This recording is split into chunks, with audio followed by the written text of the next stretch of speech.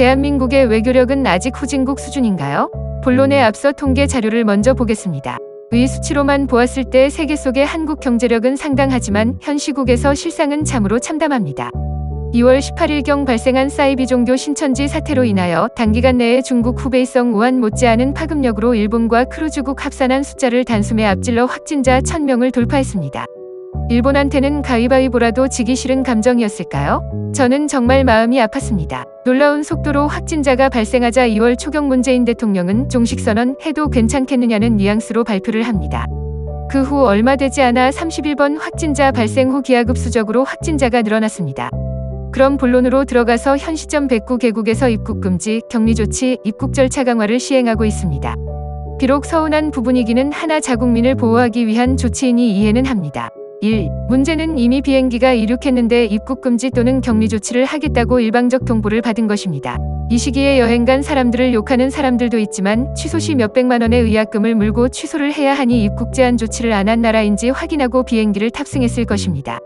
그런데 웬걸 도착하니 수용소 같은 곳에 단체로 격리를 시키지를 않나 참으로 마음이 아팠습니다. 한국에서 중국 유학생 및 중국인에게 제공해주는 그런 대접하고는 극과 극입니다. 어느 나라는 도착국에 발을 딛기도 전에 바로 추방해버렸고요. 2. 어느 나라는 이미 도착하여 여행 및 성지순례를 하는 사람들을 모두 추적하여 수용소에 감금하겠다고 하니 해당 지역의 시민들의 반대로 한국으로 추방하는 결정이 난 것으로 합니다. 이것도 처음에는 해당 항공편 및 제반 비용에 대해 한국 부담으로 했다가 나중에 자기들이 부담할 테니 나가달라고 한 것으로 알고 있습니다. 3. 어느 나라는 한국에서의 입국자에 한해 14일간 격리 조치를 할 것이니 격리하는 곳 호텔비도 당신들이 내라고 했다가 말을 번복한 것으로 알고 있습니다. 이번 3번 항목이 외교를 잘해서 그렇게 된 것인가요? 저는 다르게 생각합니다. 한국보다는 경제 분야에서는 순위는 뒤지지만 유럽에 있는 어느 나라에게도 처음부터 그렇게 못했을 거라 생각됩니다.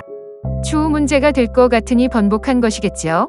유럽연합의 파워일 수도 있지만 그것은 각 나라들의 외교력이 현 전국의 한국보다 뛰어나기 때문입니다. 4. 초기 코로나19 바이러스가 중국에서 급속도로 확산이 되니 한국 정부에서는 전세기를 띄워 한국 교민을 한국으로 데리고 왔습니다. 근데 문제는 그 후 얼마 되지 않아 발원국보다 한국이 더 위험할 것 같으니 하나둘 자기들의 삶의 터전으로 돌아갔습니다. 그런데 웬걸 한국서 입국했으니 자가격리를 해야 한다며 한국교민 중국 현지 집 앞에 CCTV 설치를 해서 감시를 하고 봉인 종이를 붙이는 수모를 주었습니다. 강목으로 문을 막은 것은 해당 아파트 주민이라고 하지만 한국이었으면 이게 가능했을까요?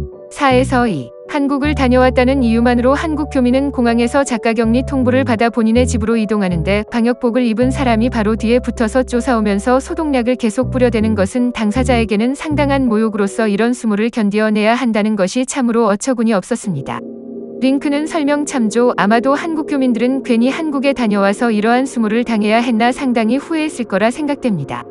초기 우한에서 폭발적으로 확진자가 늘어나니 한국 교민을 한국에 데리고 오는 쇼를 하더니 제공한 도시락도 아마도 2만 원짜리 도시락 제공. 정작 중요한 한국 교민의 삶의 터전인 중국에서는 이러한 수모를 당하는데 외교부라는 곳은 중국 앞에 찍소리도 못하고 지방정권에서 행한 일이니 어쩔 수 없다 라는 원론적인 말만 해대고 있으니 이게 외교라고 할 수 있습니까?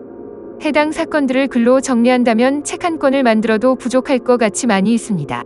제발 이제는 중국몽에서 깨어나 대등한 외교를 할 수 있는 역량을 키우는데 노력해 주길 바랄 뿐입니다. 부족한 글솜씨의 글이지만 제가 이런 글을 작성하는 것은 수많은 외침들이 메아리 쳐 울려 퍼져 국민이 살기 좋은 나라, 대내외적 부강한 나라를 꿈꾸기에 작성합니다. 시청해 주셔서 감사합니다.